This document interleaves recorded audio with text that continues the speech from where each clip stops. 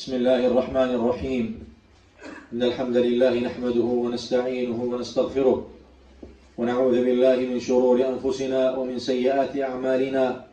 من يهده الله فلا مضل له ومن يضلل فلا هادي له، ونشهد أن لا إله إلا الله وحده لا شريك له، وأشهد أن محمدا عبده ورسوله.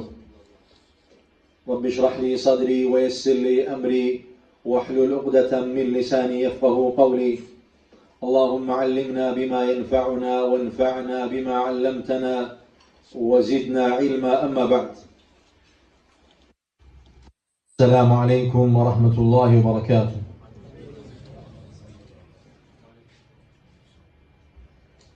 Allah'a hamdolsun muhterem kardeşler. Onun Resulü Muhammed sallallahu aleyhi ve selleme, onun ehli beytine Allah'ın salat selamı olsun.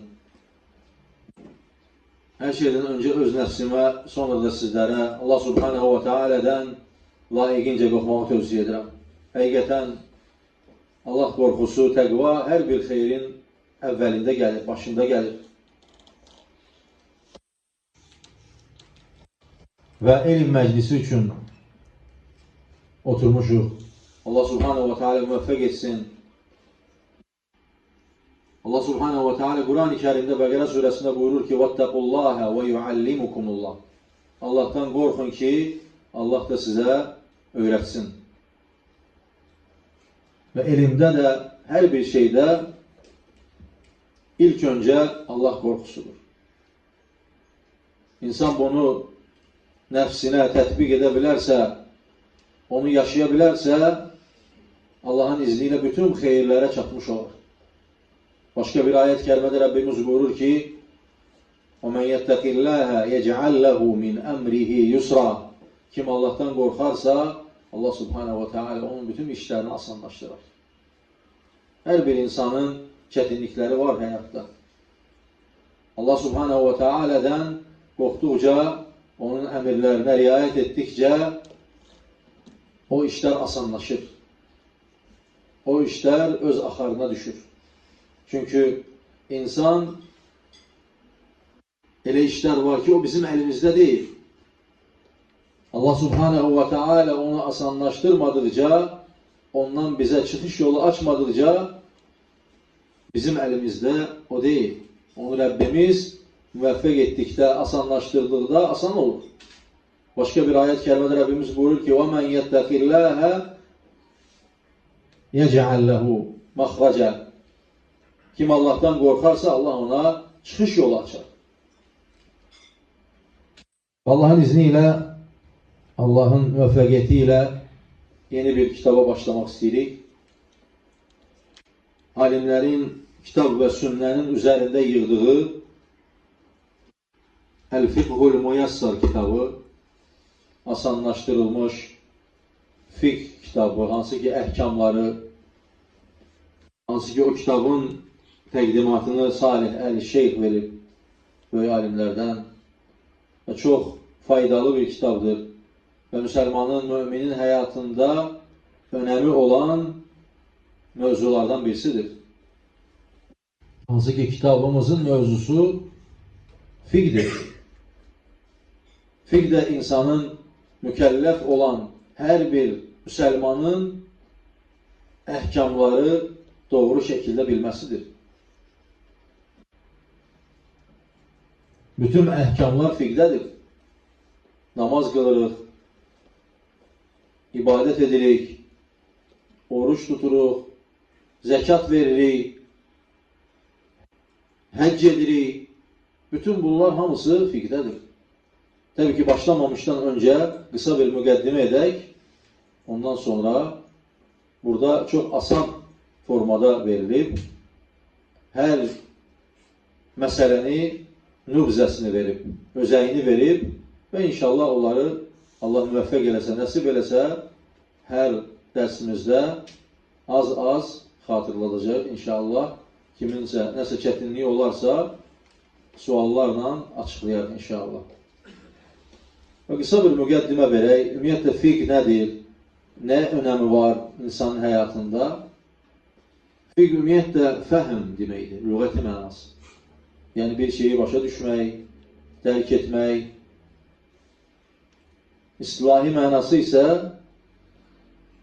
şəri əhkamları kamil şəkildə öyrənmək, dəlili ilə, sübutu ilə. Düşünün ki, bir müsəlman namaz qılır, onun əhkamlarını bilmir. Və bəzən olur ki, 10 il, 15 il, 20 il namaz qılan bir qardaşı imam keçirirsən, səhv edərkən çıxış yolu tapa bilmir. Çünki fiqhin əhkamlarını yaxşı bilmir. Dəlilləri ilə, harada, necə davranmaq lazımdır, onu bilmir. Ona görə alimlər gözəl bir kitab yığıblar. Fiqhul Muyassar kitabını, asanlaşdırılmış fiqdir və bütün məsələlərə gözəl şəkildə, qısa şəkildə aydınlıq gətirilir Allahın izni ilə. Çünki insan həyatında ibadətlərində nöqsanlar olarsa, düşünün ki, o ibadətin məqbul olmasına xələl gətirər. Necə ola bilər ki, bir insan zəkat verir, namaz qılır, oruç tutur və onun əhkamlarının necə edilməsini bilmir. Ona görə hər şeydən öncə insan özünə lazım olan elmi bilməlidir. Elm ümumən nurdur. İnsanı aydınlaşdırır, aydınlığa çıxarır. Bir insan elmi öyrənmədən aydınlığa çıxa bilməz. Daim zülmət içində olar. Elm insanı ucaldır, çətinliklərdən azad edir, ona çətin durumda onun yanında olur. Çünki hər birimiz ətrafımızda da, ailəmizdə də müəyyən cahillər var. Biz bu əhkamları bilməzsək, onları həm özümüz tətbiq edə bilmərik, həmçinin də bizi 10 illərlə dinimizi yaşayan bir müsəlman kimi zənn edərək bizdən əhkamları soruşurlar. Şərt deyil ki, hər kəs elm tələbəsi olsun, dərinliyi ilə elmi öyrənsin. O heç hər bir insan onu edə bilmir müəyyən səbəblərdən. Ancaq hər bir insanın, hər bir müminin üzərində vacibdir ki, vacib olan əhkamları bilsin.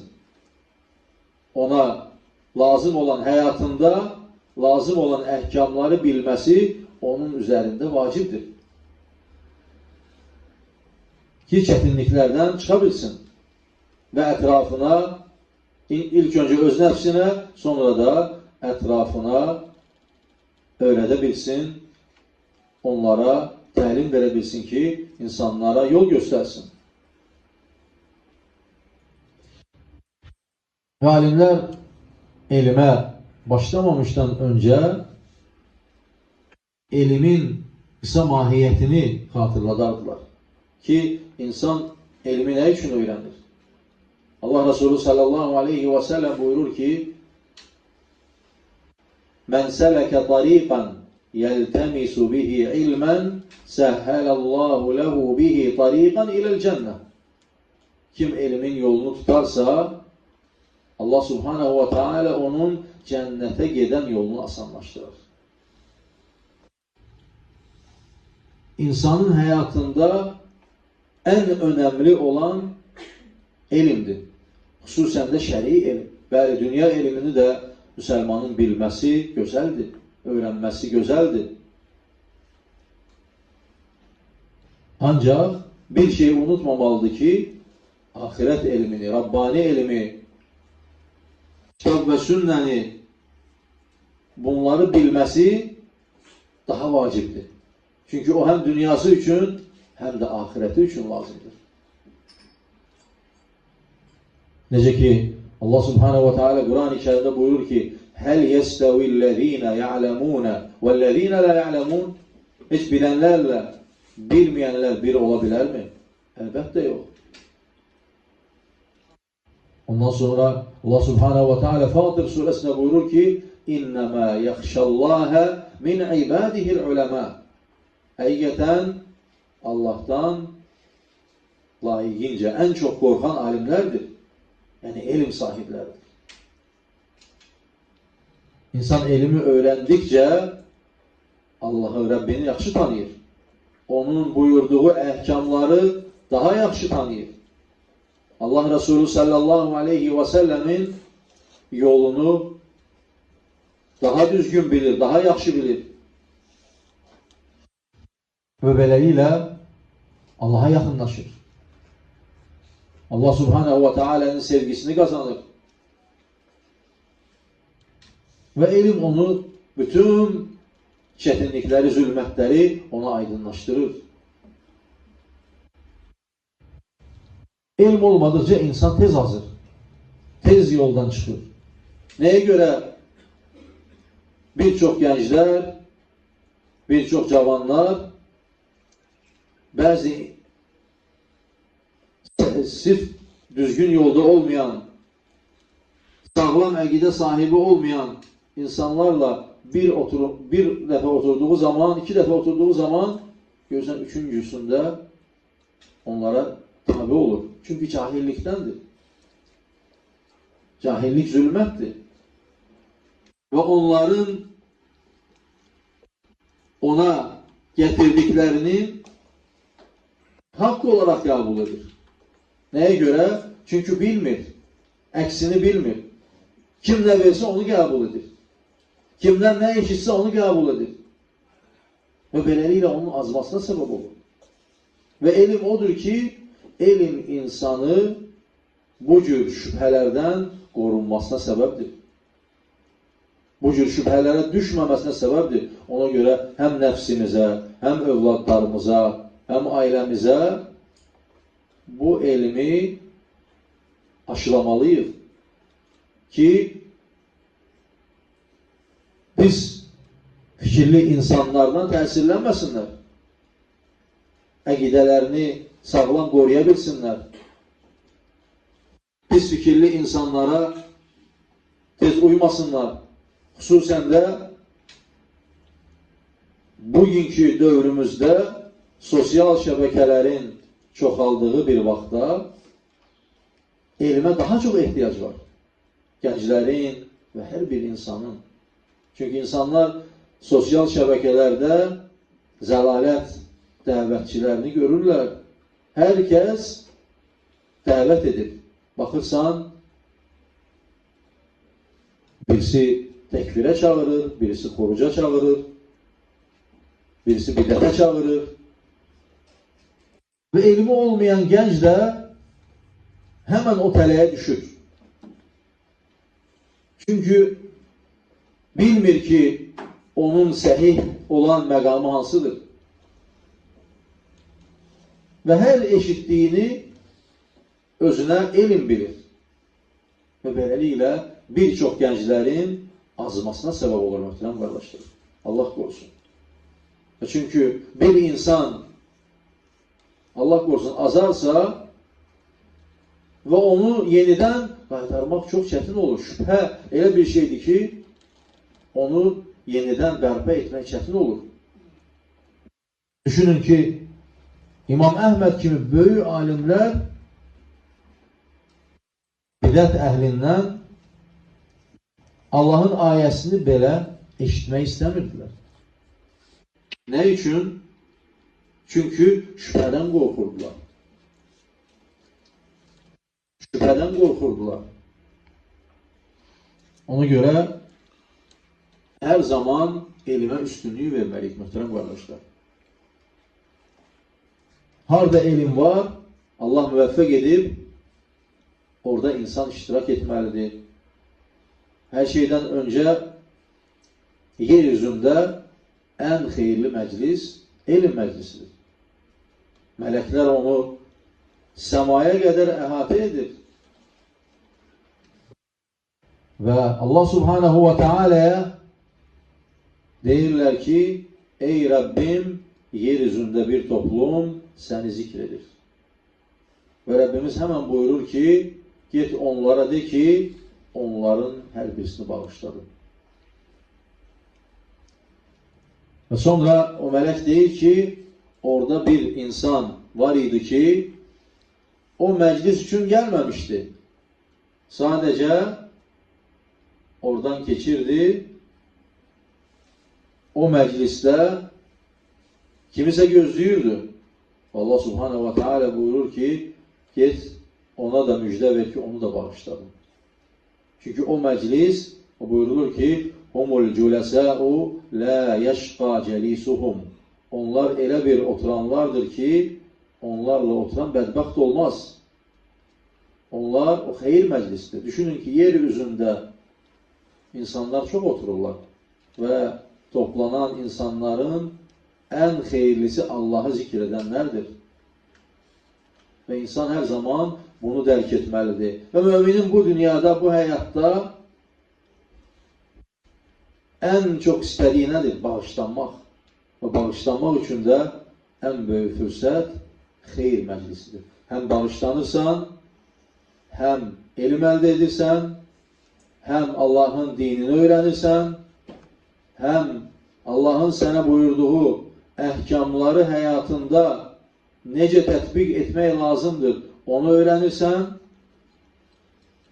ve beləliklə zülmətdən nura çıxmış olursan. Ve en əsası da sənə ətrafdan gələn şübhələri dəf etməyə səndə elm olur. Ve elm öğrenmemişten önce insan elmi sevmelidir. Ki onda himme yaransın. Nefsinde himmeni yaratmalıdır. Ve bilmelidir ki elm onun için her şeyden değerlidir. Allah Subhanahu ve Teala insanları ilme göre ucaldır. İlim okudukça, ilim insanın mirasıdır. Sen bir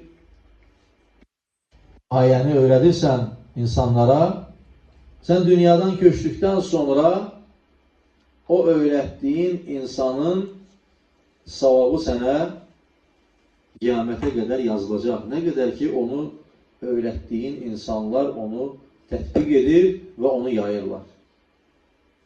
Ancak bu dünyada yığdığımız ne kadar mal da yığsaq, ne kadar servet de yığsaq, ne yığsaq belə bu dünyada biz öldükten sonra onların bize hiçbir ehemmiyeti yoktur.